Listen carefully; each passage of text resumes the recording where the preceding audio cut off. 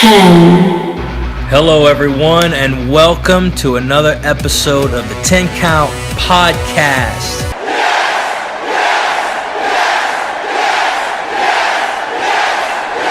I am Kyle Crosby. This week, my broadcast colleague Michael Malley, aka Mago, has the week off. But good news, I am not alone. We have a special guest here on the podcast this week. Fellow wrestling fan and admin to the very successful Facebook group We Talk Wrestling. Give it up for my man, Mr. Zach Burton. Awesome! I came to play! How you doing? Doing well, man. Doing well. How about yourself? Not too bad, not too bad. That's good. So I want to start off with Raw. I was impressed with Braun Strowman's performance against the Big Show.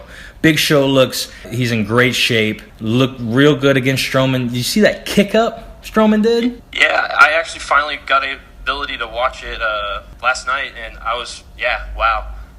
I know Big Show back at the Rumble, man, just looked in amazing shape, everything, and I'm like, God dang, years on this guy, and he's still in his prime, it seems like. Mm-hmm. And Braun is just developing faster than anyone else on the rosters, period.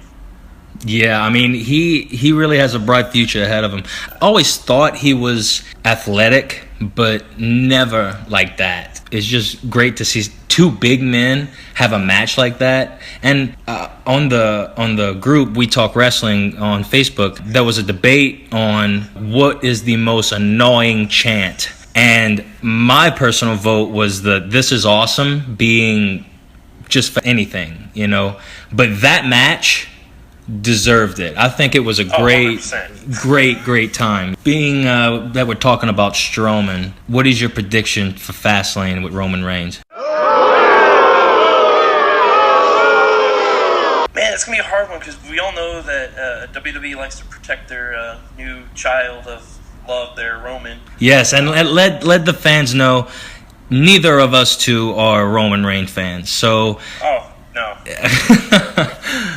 And the fact is that Roman's not actually a bad wrestler. That's the thing. He's terrible in the ring, in my opinion. Yeah. It's just dull, but he has personality and charisma that could be amazing. It's just he's not put in the right position. But I feel a DQ is going to happen. That's what I feel is going to happen. I think it's going to go to no contest to protect both of them because they have an investment in Roman and they have an investment in Strowman at this point with how well he's doing and how well he's getting over with the fans. I mean, he was a goofball freaking Rosebud at one point. Yeah, guys, come on. Doing a lot better than Adam Rose is right now, right? Adam Rose got the wrong end of the straw there, in my opinion. Personally, Yeah. One of my favorite characters, Leo Kruger, was amazing in NXT and some of his best work. If only they would have just stuck with that. It would have been great. Leo Kruger was amazing. And He should have been the fourth member of the Wyatt family before Braun came in. That's just my personal opinion, but I thought that they were going to bring it back whenever they were teasing Adam Rose no more partying gimmick. So I got excited, and then all that stuff happened. Another guy we need to watch out for is Samoa Joe. Zach, what do you think WWE has planned for Samoa Joe for WrestleMania? So everything that I've been reading has been pointing to this rumored faction of Triple H. I really hope this is true. I want to see another like Four Horsemen faction. Evolution is one of my favorite factions of all time. And what better person? I'm a game fan, so what better person to establish a group with like Kevin Owens, Samoa Joe? I really see a faction coming to forth. I think Samoa Joe is going to help Kevin Owens win at Fastlane to keep the belt, and then go forward from there. But I'm hoping that that's what's going to happen is a build of a faction around WrestleMania. I told you before, I'm a huge fan of the factions. The dynamic of KO and Samoa Joe, Triple H. What would be even cooler, actually, and I talked with another guy from We Talk Wrestling about it one time, what if Finn actually happens to be a surprise member of the new quote-unquote Bullet Club of WWE, as the fact that Triple H forms this new group with Finn as one of the main characters of it, with Gallows and them hopefully coming up into it. That would cover well over a year worth of feuds. Especially, I mean, Jericho's leaving. You think he's going to have a match at WrestleMania? Yes. Yeah, and it's going to be... I do. I feel it's going to be Kevin Owens versus him, hopefully for the world title. We could have a match that would pit Goldberg versus Brock Lesnar for the Universal title. What are your thoughts on that? I remember when I was a kid, man, Goldberg was the bomb, the bee's knees. And then, like, now as an adult and watching his stuff and going back on the network and stuff, I don't understand how I was a fan of Goldberg. Like, he's cool for being intensity-wise, but I just don't get it. I've always loved Brock. He's not very good when it comes to in the ring anymore, but back when he was younger, man, stuff that he did was amazing, just being a brute strength. It's going to be a fun match to see the blow-off of it, and hopefully they go brawler. I mean, that's the only thing Goldberg can do, really. And, I mean, I'll agree with you. Watching the network now as an adult and seeing Goldberg wrestle. Why can't he call it what he did wrestling, actually? No. Yeah. Right. The match with William Regal. Or Steven Regal back then. Stiffed him so hard. Yeah, it was hard to watch. And when you rewatch the Survivor Series this past November with Brock, you really see, okay, I see why they made it, that short of a match, because he can't do anything else. What makes WWE think that their new performance center is going to mold this person who couldn't do things back in the day, make it look good now in a WrestleMania match with the world title? They're not looking for a standout match. Okay, so let's put WrestleMania on this platform, but you have a company like New Japan doing Wrestling Kingdom 11, which from beginning of card to end of card was just spectacular. You had New Breed in there, you had the old guys in there, and you put on this amazing card from point to point. The whole reason for Brock and them, and the reason why WWE's bringing them in, is you got to have your marquee match. You got to have your match that dream match, and that's what Brock and them are, really. And hopefully they get the time to work and do what they should do and make it look good and make it look great for what them two are able to do. But you got to have that marquee match so that the younger guys down below make everything look great. Back at WrestleMania 3, that's the same what happened with Macho Man and Ricky Steamboat, who stole the show. Yeah. They tore it away from Hogan and Andre, right? Mm-hmm. So that's what that match is designed for. That's what brings the money in. These guys feed the bread, Now you would just have a regular Goldberg versus Brock match. There'd be the third one, and it would be kind of boring if there'd be nothing on the line. I'm trying to justify it in all aspects, because and honestly, wrestling to me is, if it's not Indies or NXT, it's just no good anymore. Mm-hmm. I watch New Japan sometimes, and they're totally different. Wrestle Kingdom and WrestleMania are just apples and oranges. And that's the difference between, and people need to learn that with wrestling, in my opinion. Yeah. Wrestling is WWE is the spectacle. It is the immortal land, where the other guys are just crazy talented most of the time, and doing just insane things. And that's your differences. And like you said, apples and oranges. Mm-hmm. Now the women's revolution goes through WrestleMania yet again. Particularly on Raw, we have Bayley and Charlotte.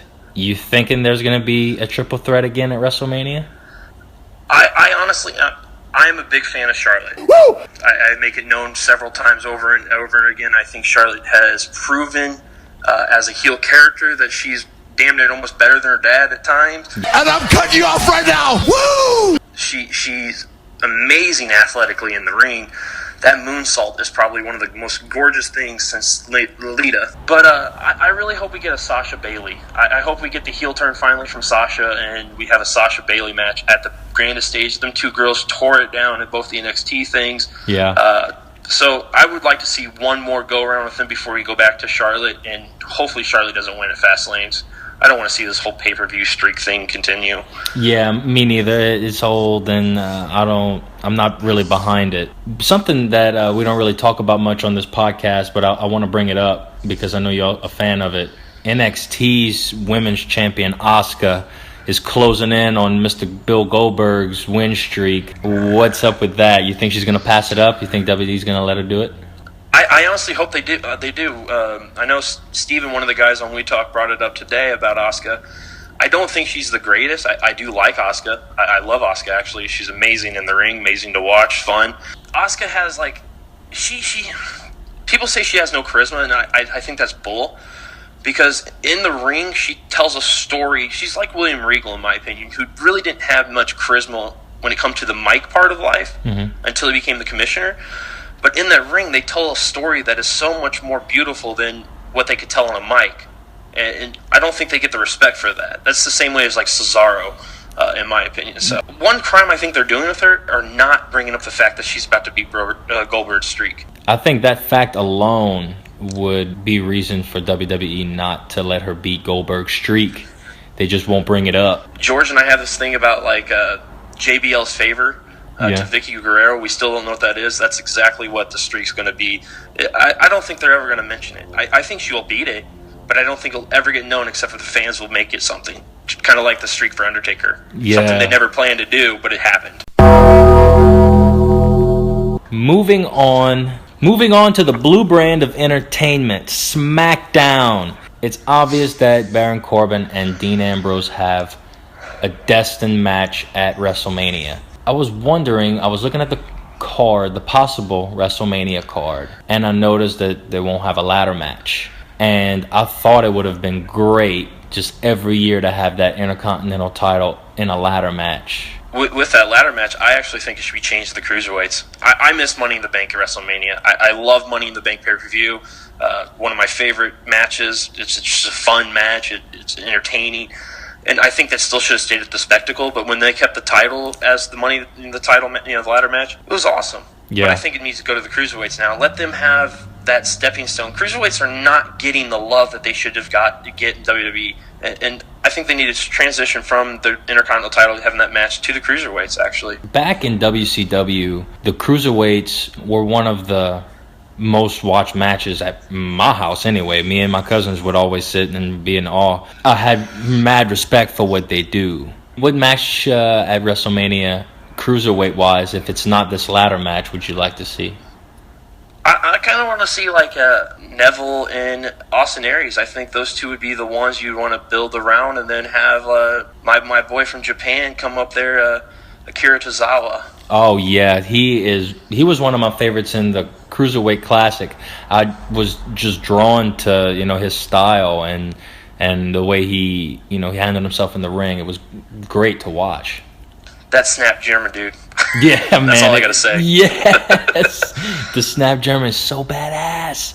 It's brutal. Like you haven't seen a German really since Taz or Benoit had two of the greatest German suplexes in the business, in my opinion. Right. But we haven't really seen a killer German since those two guys. Maybe Kurt Angle. Kurt Angle had a good one, but yeah. Akira Tozawa, man, that snap German suplex just comes out of nowhere. It's kind of like the RKO of the German suplex world. Yeah, I like how he deadlifts him sometimes. I'm a big fan of Gentleman Jack. I know he's not going to win, but I like his, showing. When he did in the Rumble. With the belt. Yeah, and what he did at the Rumble was so fun. Jericho and his umbrella. Yeah. It was fun. Going back to the Intercontinental title, Dean Ambrose is going to face Baron Corbin at WrestleMania. My guess is that he's going to lose. Now, if he does, I have no idea what's next for this guy. It just seems like they're done with him at the top, used him in the middle. Where does he go from there? As a fan of the indie scenes that I am, CZW never was one of my favorites, but I used to watch CZW just for one guy and one guy only, except for when Cesaro and Chris Hero were down there too.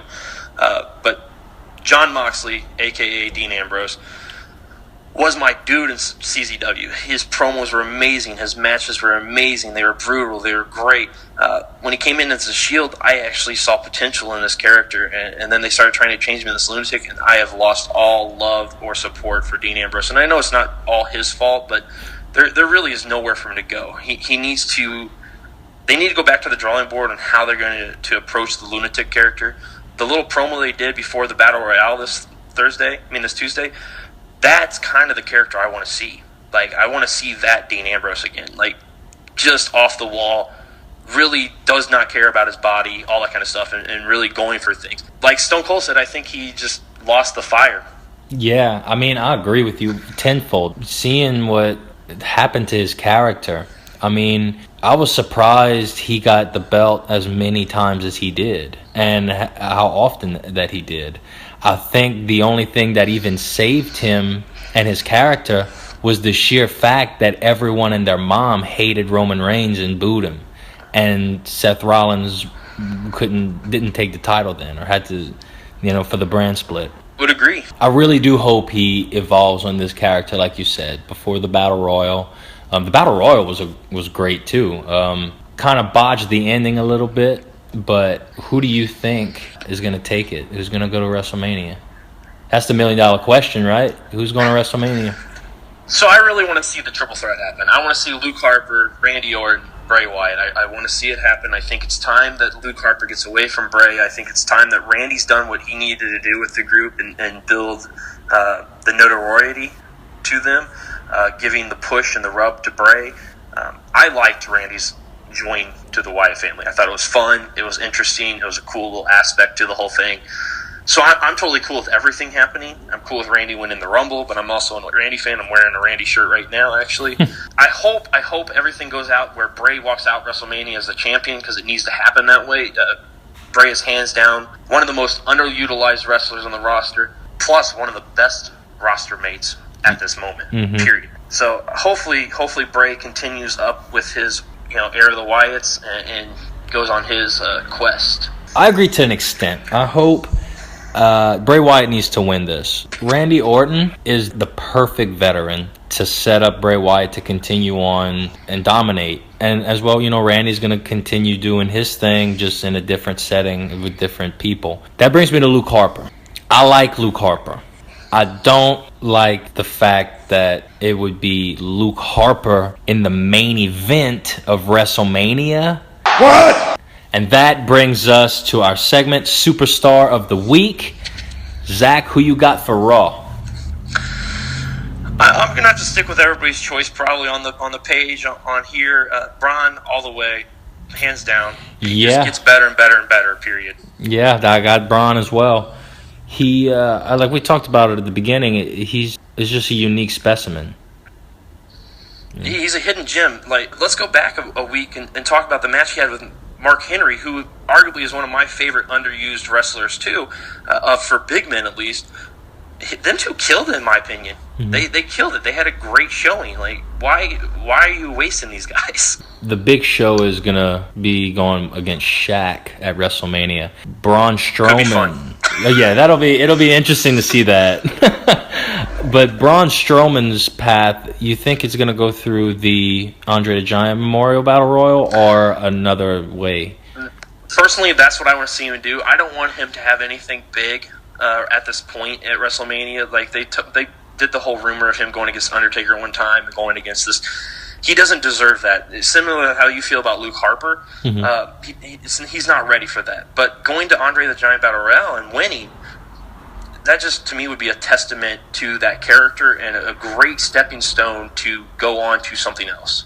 I love how they're using this Andre the Giant Battle Royal with the obvious, blunder of, because I was there for WrestleMania 30 at the inaugural one, and Cesaro winning, I went crazy. I thought he was gonna be the next champion right after Daniel Bryan, but it just didn't happen that way. Then the next year, comment about John, so yeah, right. And then the Big Show had the win. Damien Mizdow almost did. I mean, yeah, because Baron Corbin won last year. That's right. That was a good win. And there's a guy, in my opinion, that doesn't get what he deserves. Corbin. This time, I mean, I think he's gonna have a hell of a summer. That being said, SmackDown Superstar of the Week. Who do you got for SmackDown? I'm gonna have to go with my girl over there, Alexa Bliss, who. I'm going to say it right now, and I don't care who this pisses off, and if it does, great. If it doesn't, awesome, even better. Right? Yeah, say it. But Trish Stratus, I'm going to tell you right now, Alexa Bliss is going to destroy everything that Trish Stratus ever laid out. I think she is the next Trish Stratus. I think she's going to be better than Trish Stratus. Now, I'm a big fan of Trish Stratus, but Alexa Bliss has everything to be the greatest female wrestler that there is when it comes to character, in-ring ability, as her growth.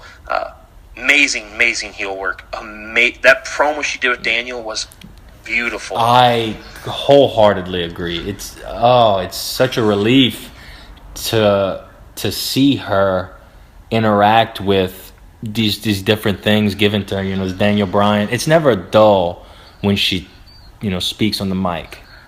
I like the twist of like the psycho kind of bitch attitude that she has, and then like the innocent like next door girl. Like the switch is amazing. And the little like pixie like the colors in her hair and everything. I even like her theme music. It's awesome. People trashing her at what was that one pay-per-view where she came out like Harley Quinn. Man, go fly a kite, guys. Rey Mysterio's done that kind of stuff. Triple H has done that kind of stuff. Everybody takes inspiration from everybody, and for her to take a little bit of inspiration from Harley Quinn, amazing. It was done beautifully. It wasn't over the top. It was great. I don't understand why people have to complain about something. Sting ripped off a whole damn gimmick, guys. Lexa, to me, is Groundwork's one of the greatest new female breath of fresh air there is, between Charlotte, Sasha, Bayley, Asuka. These girls in this women's division is just tremendous. And we grew up in the atmosphere where we had awesome women too, you know, Trish, Lita, Jazz. But to see this rebirth of women's wrestling, I'm totally for it, and I'm totally 100% putting stock right into that. Like, done. Oh yeah, I love it as well. Alexa Bliss, that's who I choose as well. It's like you saw my sheet that I'm looking at right here. Well, that just about does it for us here at the 10 Count Podcast. Be sure to hit that like button and let us know what you think in the comment section below, and tune in next week for an all-new episode. Don't forget to subscribe to Channel D Productions for hilarious skits, entertaining web series, and podcasts.